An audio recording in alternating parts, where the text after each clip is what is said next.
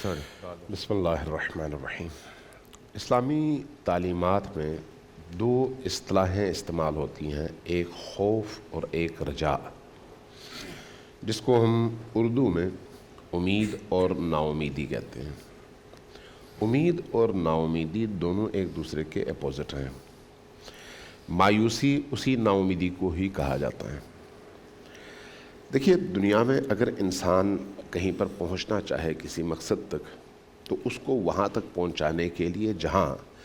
ظاہری اسباب کی ضرورت ہوتی ہے، وہاں پر اس کے اندر ایک قوت کی ضرورت ہوتی ہے، جس کو آپ کہتے ہیں پہنچنے کی امید۔ بے شک اگر یہ امید انسان کے دل میں زندہ ہو تو وہ آخری وقت تک اپنے مقصد تک پہنچنے کی جد و جہد جاری رکھتا ہے۔ بے شک بے شک لیکن اگر اس کے اندر یہ امید مر جائے تو توانائی ہونے کے باوجود،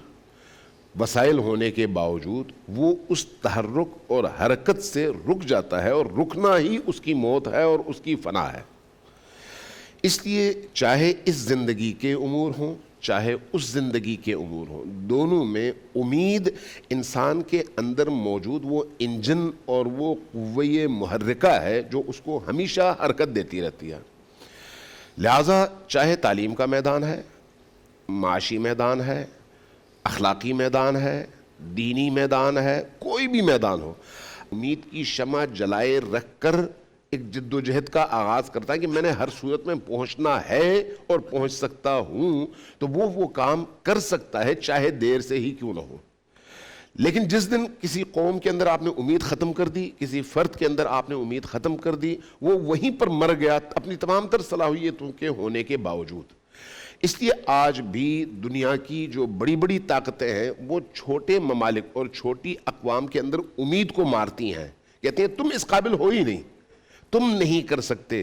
تمہارے اندر یہ صلاحیت نہیں ہے۔ یعنی وہ جو خود باوری ہے، اپنے آپ پر یقین ہے کہ میں کچھ کر سکتا ہوں اور اپنی منزل تک پہنچ سکتا ہوں، اس امید اور اس اندر کی کیفیت کو وہ سلب کر کے کہتے ہیں جو کچھ کرنا ہم نے کرنا ہے، آپ نے صرف ہمارے نقش قدم پر چلنا ہے۔ اب جب آپ دینی حوالے سے اسی مقولے کو دیکھتے ہیں، تو دینی حوالے سے بھی ایک شخص کو جب اللہ تبارک و تعالیٰ نبوت کا منصب عطا کر کے دنیا میں بھیجتا ہے، تو دنیا میں موجود ان تمام اللہ کے دشمنوں کے مقابلے میں وہ اکیلا کھڑا ہوتا ہے۔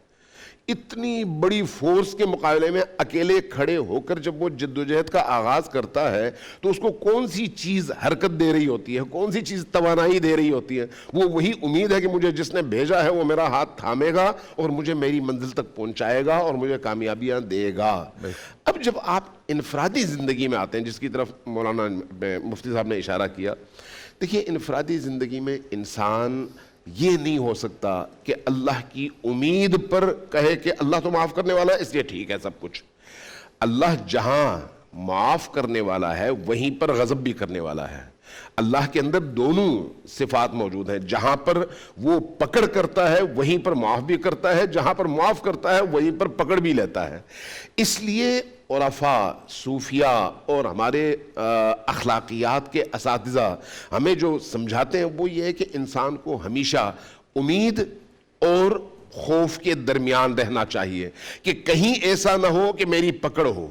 لیکن اس پکڑ کے خوف سے کہیں مجھے مایوس بھی نہیں ہونا چاہیے کہ نہیں اب تو سب کچھ گزر گیا، اب میری کوئی مغفرت اور بخشش کا رستہ موجود نہیں ہے۔ ان دونوں کے درمیان جب آپ رہیں گے تو آپ اپنے آپ کو غلط کاموں سے بچائیں گے بھی، اور آگے نیک کاموں تک پہنچنے کے رستے تلاش بھی کریں گے۔ اس لیے اگر ایک انسان اپنی زندگی میں دو پہلو ہیں، ایک اس کا معنوی اخلاقی اور دینی پہلو، دوسرا اس کا اجتماعی پہلو، دونوں میں اگر اس کے اندر مایوسی پیدا نہ ہو تو وہ اپنی منزل تک پہنچنے کے لیے اسی امید سے فائدہ اٹھاتا ہے۔ اگر مایوسی پیدا ہو تو اس کے بعد پھر اپنی منزل تک کبھی بھی نہیں پہنچ سکتا۔ اس لیے قرآن کریم اور احادیث نبوی نے جو ہمیں تعلیم دی ہے وہ یہ ہے کہ ایک شخص چاہے زندگی کے تمام گناہ کر چکا ہو، تمام گناہ،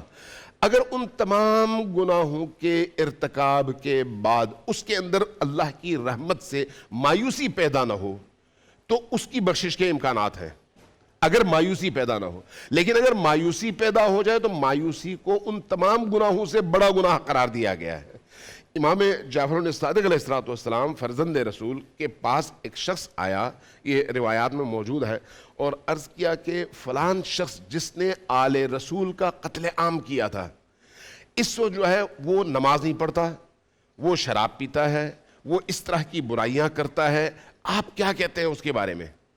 تو جواب جو آیا وہ یہ تھا کہ وہ کیوں اس کیفیت کا شکار ہوا؟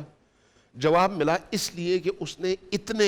رسول اللہ کی اولاد میں سے قتل کیے ہیں ان امویوں کے دور میں اور عباسیوں کے دور میں، اسی لڑائی جھگڑے کے درمیان، کہ اب وہ اپنی آخرت اور اپنی نجات سے مایوس ہو چکا ہے۔ امام نے جواباً جو جملہ ارشاد فرمایا جو ہم تک پہنچا ہے وہ یہ ہے کہ اس کا جو سابقہ گناہ تھا وہ اس کے اس مایوسی کے مقابلے میں چھوٹا گناہ تھا۔ یعنی اس کا مطلب یہ نہیں ہے کہ اس نے جو قتل کیے ہیں، بے گناہوں کو مارا ہے، سادات کو مارا ہے، وہ کوئی چھوٹا بول انٹرٹینمنٹ کے شوز دیکھنے کے لیے ہمارے چینل کو سبسکرائب کریں اور بیل آئیکن پر کلک کرنا نہ بھولیں۔